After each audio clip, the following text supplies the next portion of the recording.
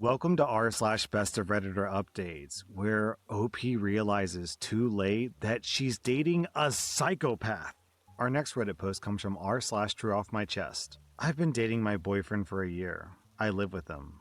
My family life isn't great. My dad has been out of the picture for as long as I can remember, and my mom is very mentally unstable. She's been diagnosed as having bipolar disorder, but she's not on treatment. She's always been a jealous person. She showers you with love and affection, but if you don't do the same for her, she'll blow up. I've seen her do that to all of her partners and to me. She's been against me doing anything other than staying at home with her for as long as I can remember. She's been against me having friends, studying for school, working out, etc. She was always putting me down for anything. She's had better times and worse times, and last year was one of her worst. She went absolutely mental when she found out that I had a boyfriend. She tried to stop me from seeing him, made scenes whenever I spent time with him, and saying that I'm changing her. She went as far as trashing my room when I left for an entire day. One day I came home and she told me I either have to stay here with her and break up with him, or when I leave, she'll change the locks and never let me come back.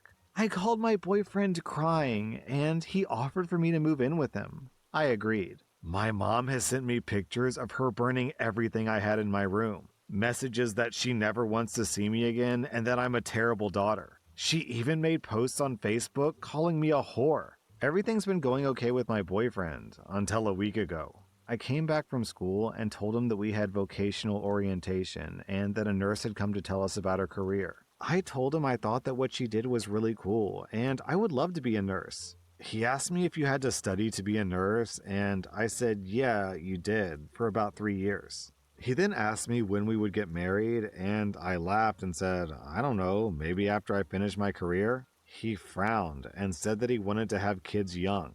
I told him we could, just not that young. We still had plenty of time, and I thought that it was best for both of us to have careers before having kids. There wasn't a rush. He said that he was running late for work, and the conversation was cut short. Since then, my boyfriend has started acting strangely. He'll talk semi-sarcastically about when I start studying and ask me things like if I'm going to go to parties or make friends or if I'll still have time for him. When I ask him why he's talking like that, he'll deny using any sort of tone with me. He also started to try to convince me to have intercourse without a condom, saying that he'll pull out. One time, he even went as far as ignoring me asking him to put a condom on and trying to go in me, and he stopped only because I screamed at him. 3 days ago, I saw him doing something with the drawer where we keep our stash of condoms open.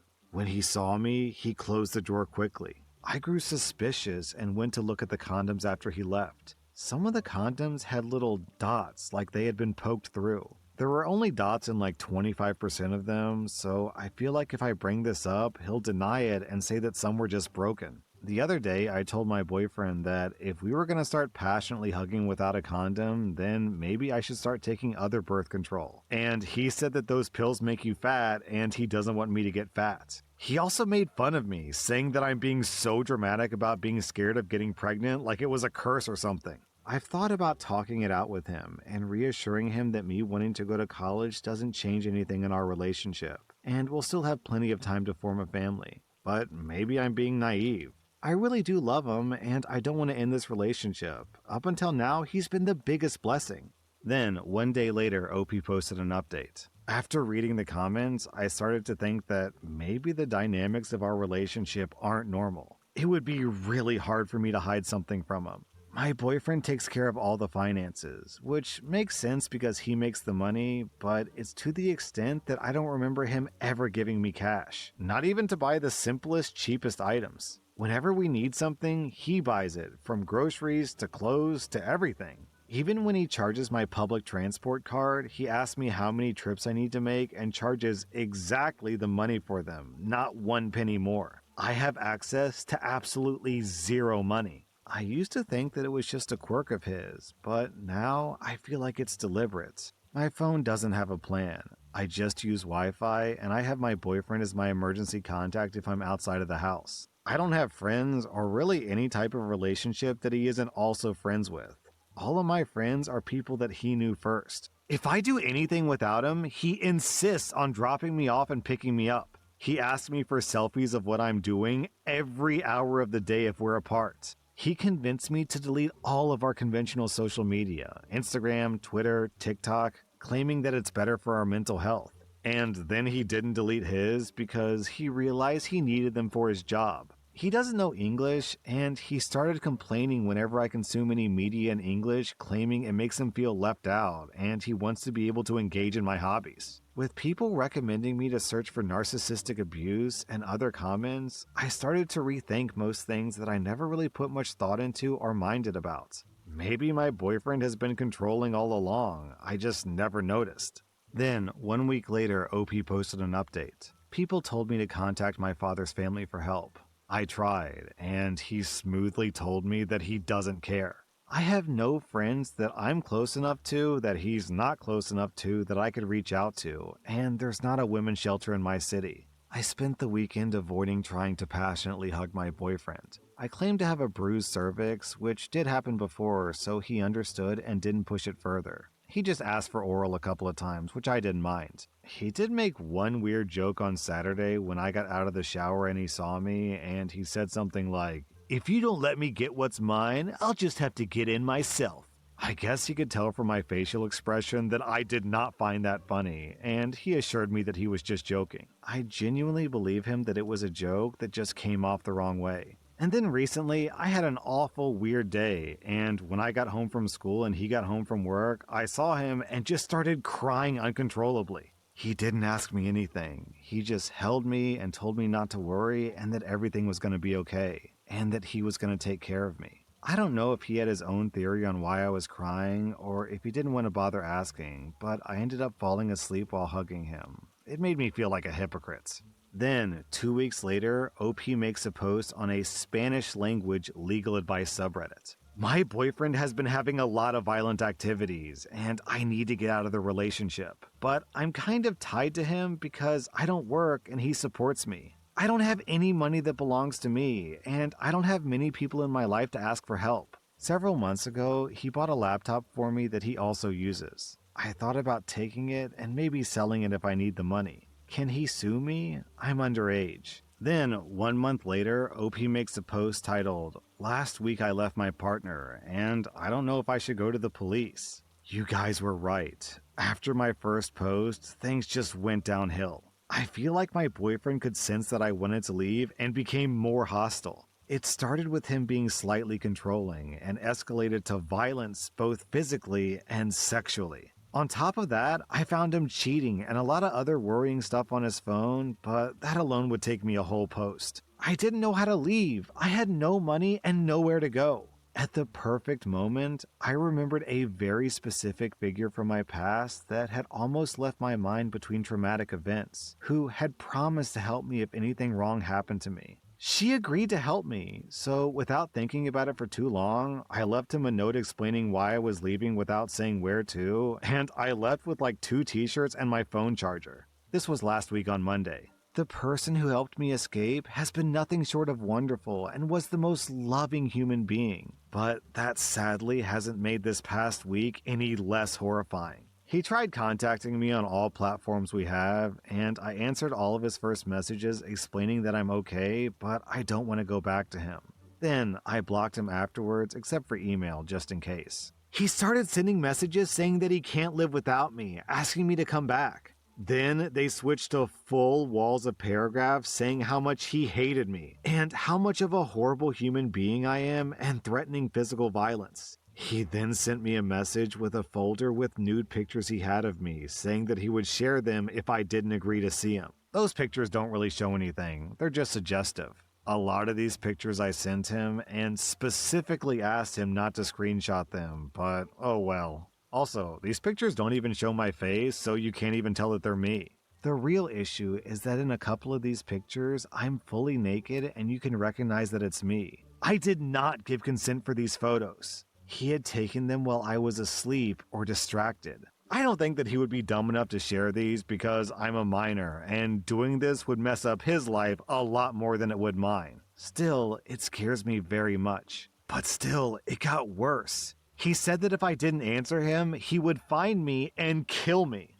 My mom and a school friend said that he had gone to both of their houses demanding to see me and threatening them if they didn't let him in. I made the terrible mistake of telling my mom where I was and what was going on. She didn't have much of a response other than telling me that it was my fault and that I deserved it because she always told me that he was bad news. Well, turns out that my ex-boyfriend's mom called my mom, crying and pleading with her to convince her for me to come home because she feared for her son's mental health and life.